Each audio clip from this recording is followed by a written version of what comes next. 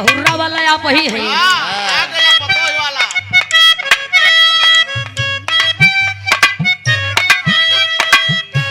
हमरो से ई दे के लेवे के नहीं थे ना। ओहो 2 मिनट और ओकरे बाद आप लोगन के बिरहा सुनाई। काहे की ऐतिहासिक धरती और बिरहा के सुनवैया लोग आई होवे।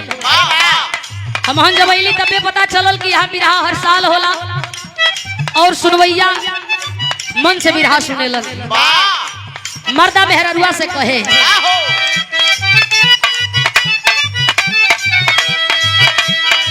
आज बड़ा मनसल बाड़ू हमर धनिया।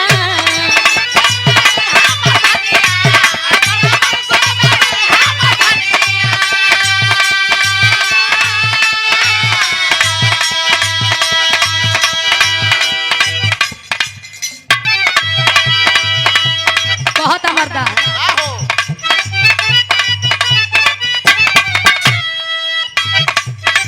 आज बड़ा मनसल बाड़ू हमर धनिया।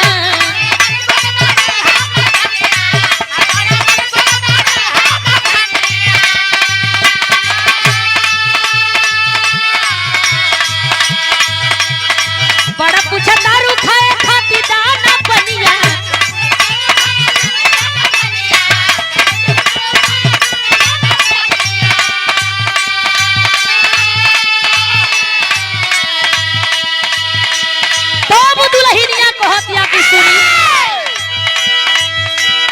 हो गरम पीस के मसाला मिलैले बानी नरम माछ खमोए के पकैले बानी।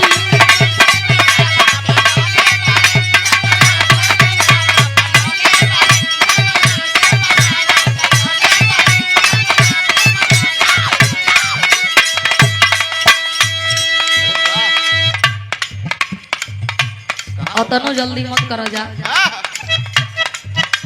तोरे न तर जा पटरी पर से कह दिया दुल्हन गरम पीस के मसाला मिलैले बानी नरम माछ बबोए के पकैले बानी। खाली मछरी बलम जी बनैले बानी। ओ खाली मछरी बलम जी बनैले।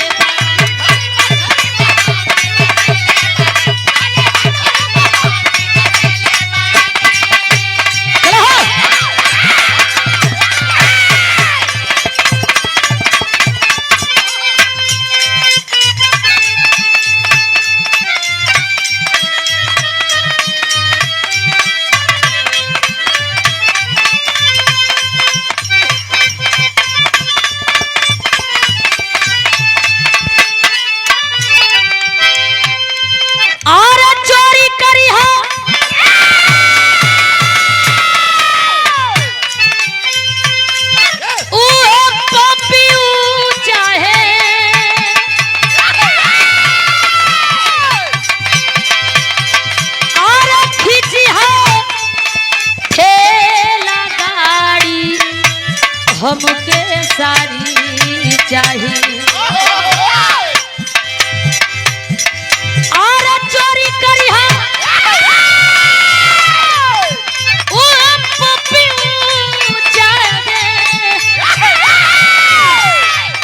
और खींची ठेला गाड़ी हमके सारी चाहिए और तक कबले खींची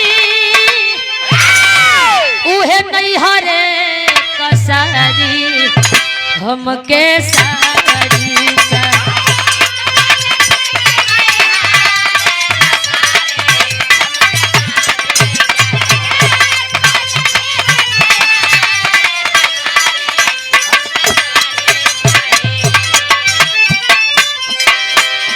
अरे चोरी करी हम पपियू चाहे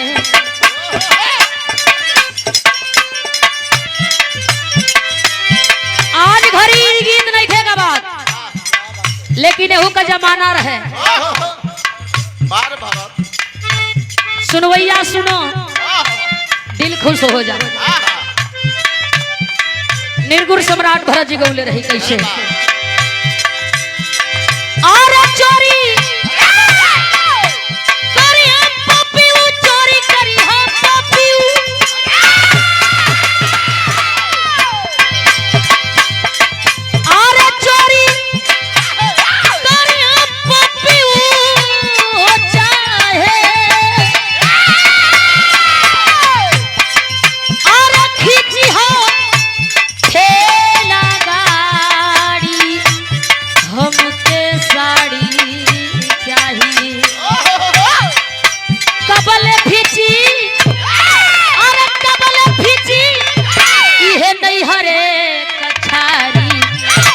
के साथ